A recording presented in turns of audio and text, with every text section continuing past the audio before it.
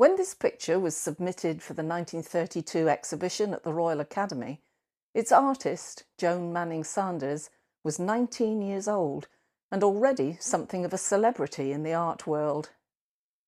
Born in 1913 to George Manning-Sanders, an artist and writer, and his fellow writer wife Ruth, Joan was encouraged by her governess to paint pictures of events from history and stories from the Bible. When she was 11, her parents' friend, Father Bernard Walk, vicar of St. Hilary, saw her drawings and recognised in them an extraordinary talent for design and colour. He commissioned Joan to paint 6 watercolours of biblical scenes, which he installed on the screen in the Lady Chapel at St. Hilary Church, where they can still be seen today. In 1927, 13-year-old Joan entered 2 pictures, including a portrait of her brother David, seated among books and with a globe of the world, into a competition run by the Daily Express, and the winners were exhibited at the Royal Society of British Artists. The competition organisers were astounded when they realised that they had misread Joan's age as 18 rather than 13, but her work attracted much admiration and raised her profile nationally to that of a child prodigy. The following year, another painting, The Brothers, was accepted by the Royal Academy for its summer exhibition, followed by 6 more in the years to 1935, although St. Anthony was not one of them.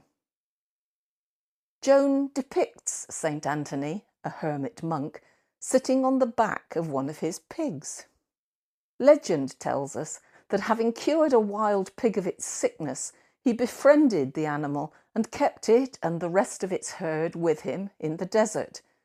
As a mark of this special relationship, he is the patron saint of swineherds and of all domestic animals.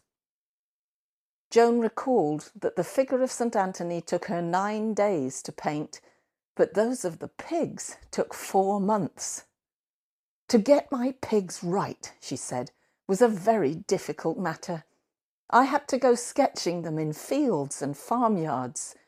I also bought a pig's head from the butcher and had it in my studio. Unfortunately, I couldn't have a real pig in the studio. They don't like it and make a terrible nuisance of themselves, screaming all the time." In the mid-1930s, Joan enrolled at Chelsea Art School, where she met and married a fellow student, Roderick Floyd. As time went on, she painted less, and from the 1950s onwards worked mainly as a research assistant for her mother, who wrote numerous books retelling folk stories and legends. When Ruth Manning-Sanders died, aged 100, in 1988, Joan continued to live quietly, her artistic achievements largely forgotten, until her own death in 2002.